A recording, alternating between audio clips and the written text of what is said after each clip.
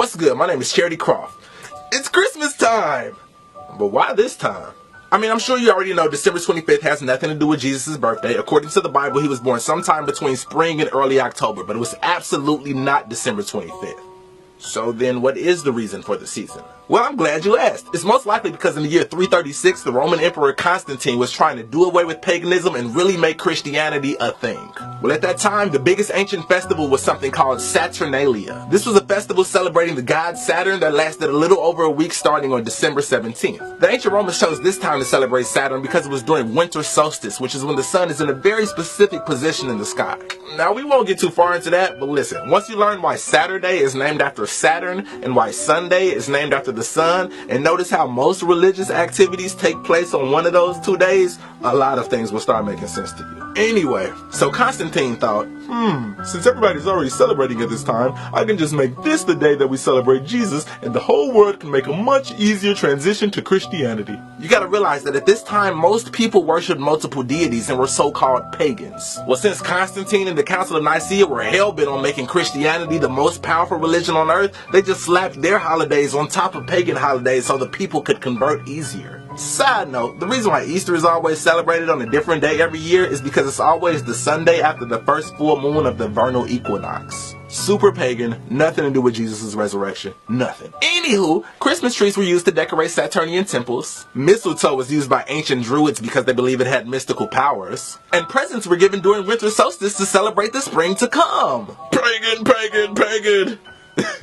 And you ain't even know it. So pagan, in fact, that Christmas was outlawed in the New World when the Puritans first got here because they knew how pagan it was. It didn't become okay till the 1680s when they realized that gift giving could be profitable. Speaking of pagan, what does that word even mean? Like, why do we act like pagan means devil worshiper? The actual definition of pagan is any person holding religious beliefs other than the main world religions. So in other words, anybody who is not Christian or Muslim. Words like that is how Christianity was able to take over the entire planet by creating a bad word for people who didn't convert.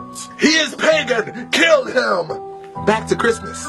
Who is this guy? Well, it's Santa Claus. He's actually based off a real person named Saint Nicholas, but you probably knew that already. But did you know that Saint Nick was a bishop in the Church of Turkey?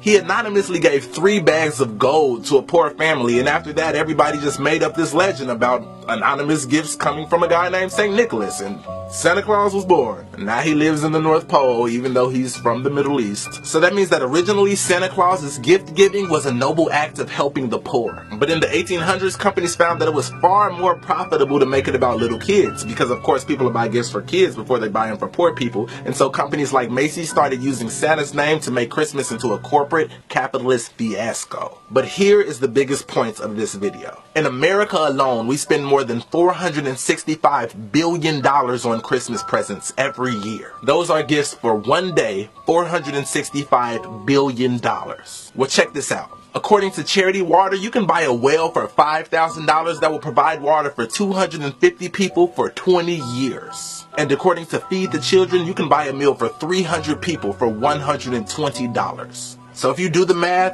$120 times 3 meals a day times 365 days a year, then add in the cost of the water well, you could provide 300 starving people with food and water for a whole year with only $136,400. So if we take that $465 billion we spend, we could feed 1,020,000,000 people for a year. Well, it gets crazier. According to World Food Program's hunger statistics, there are only 795 million starving people on Earth. So that means with the money America alone spends on one Christmas, we can literally end world hunger for a year. Now let's take that one step further. If we just did away with the entire gift-giving part of Christmas, and every year we use the same money that we would have spent on presents to instead feed the poor, there would be no such thing as hunger, and the entire world would have food. Merry Christmas. I love you.